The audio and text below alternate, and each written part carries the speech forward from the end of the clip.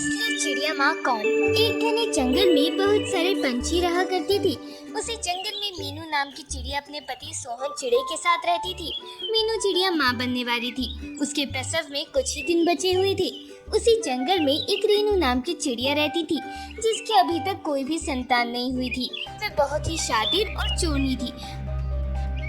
वह हमेशा दूसरों के अंडों को फोड़ देती थी या फिर उनके बच्चों को चुराकर वह बेच आया करती थी। एक दिन की बात है, मीनू चिड़िया अपने अंडों को जन्म देती है। मीनू चिड़िया ने एक अंडे को जन्म दिया। अंडे को देखकर मीनू चिड़िया और सोहन चिड़िया बहुत ज्यादा खुश हो जाते हैं। धीरे धीरे समय बीतता है। मीनू चिड़िया के अंडे से बच्चा निकल कर आता है। बच्चा देखने में बहुत ज्यादा गोल मटोल और सुंदर होता है।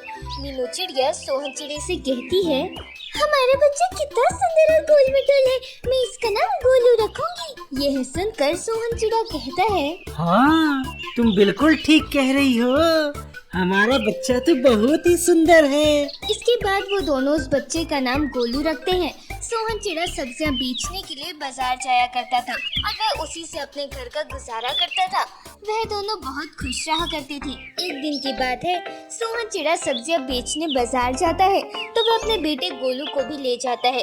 वहीं दूसरी तरफ रीनू चिड़िया भी सब्जी लेने के लिए बाजार जाती है।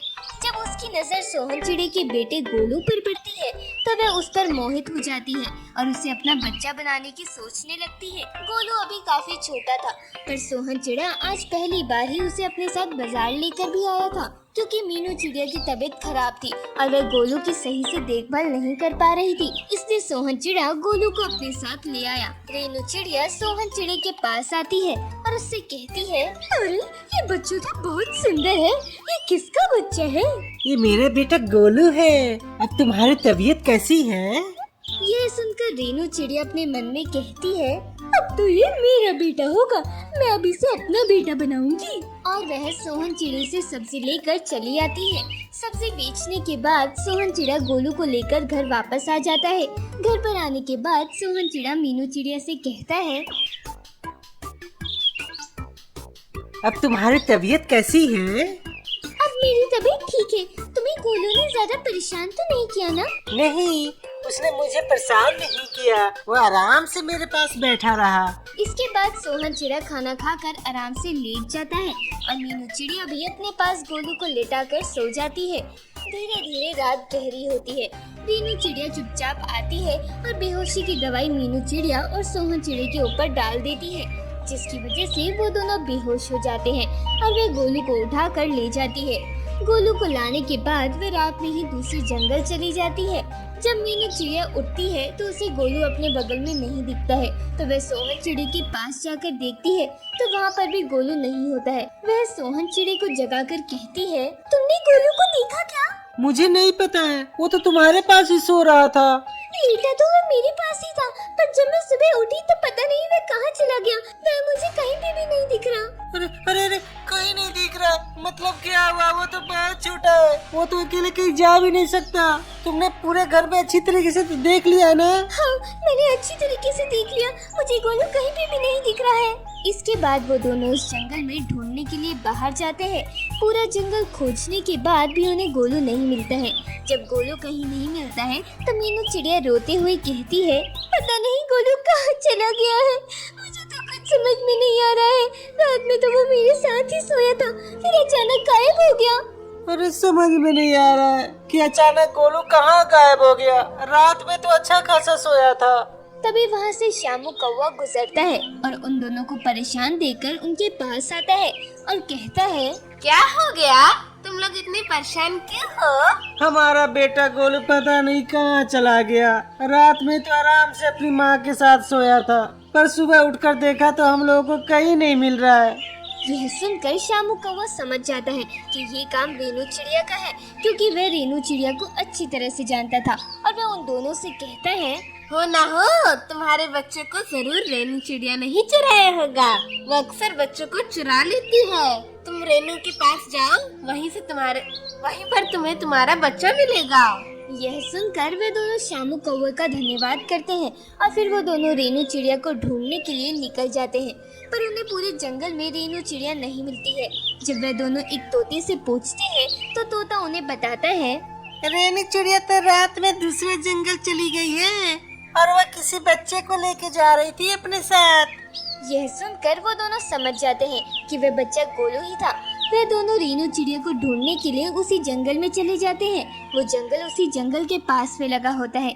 जंगल में पहुंचने के बाद उन्हें रेनू चिड़िया गोलू के साथ दिख जाती है और वे दोनों उसके पास पहुंच जाते हैं। मीनू चिड़िया और सोहन चिड़िया को देखकर रेनू चिड़िया घबरा जाती है। मीनू चिड़िया रेनू चिड़िया पर गुस्सा करते हुए कहती है, तुम मेरे बेटे को मेरे घर से चुरा लाई थी। मेरे गोलू को मुझे वापस कर दो। ये मेरा बेटा है। नहीं, ये मेरा बेटा है। तुम झूठ बोल रही हो। यह सुनकर मीनू चिड़िया को और गुस्सा आ जाता है और वह कहती है, नहीं, गोलू मेरा बेटा है। तुम उसे मेरे घर से चुरा लाई हो। उन दोनों की लड़ाई को देख जंगल के सारे पंछी इकट्ठे हो जाते हैं और उनमें सोनी नाम की कोयल कहती है, क्या हुआ? तुम दोनों आपस में क्यों लड़ रही हो? क्यों मेरे बेटे को चुरा लाई है और अब मेरे बेटे को देने से मना कर रही है। गोलू मेरा बेटा है। इस पर रेनू चिड़िया कहती है, नहीं, ये मेरा बेटा है और ये झूठ बोल रही है।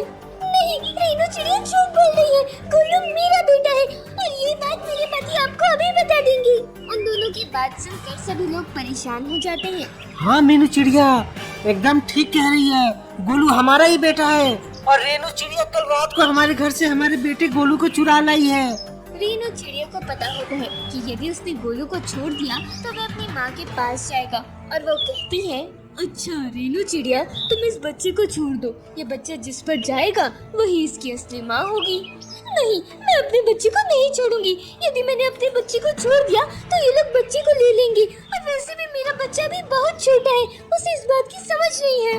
मेरा बेटा मुझे पहचानता है, तो पहले गोलू को छोड़ो। इसके बाद सभी पंछी एक साथ रेनू चिड़िया को गोलू को छोड़ने के लिए कहते हैं। रेनू चिड़िया मजबूर होकर गोलू को छोड़ देती है। जैसे ही वह गोलू को छोड़ती है वैसे ही गोलू दौड़कर अपनी माँ मीनू चिड़िया के पास चला जाता है।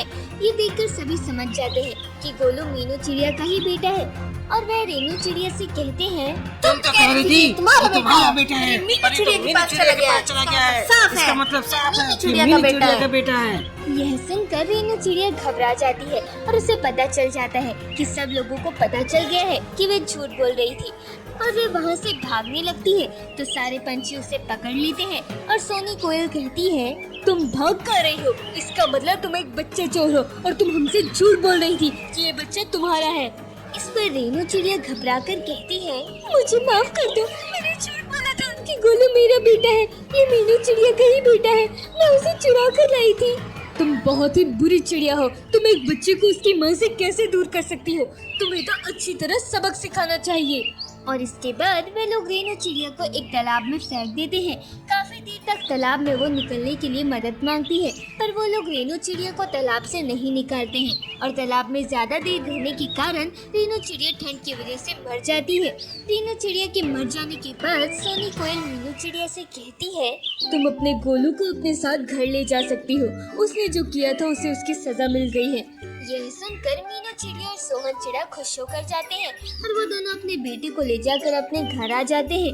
हमें इस कहानी से यह सीख मिलती है कि हमें कभी भी दूसरों की चीजों को नहीं चुराना चाहिए।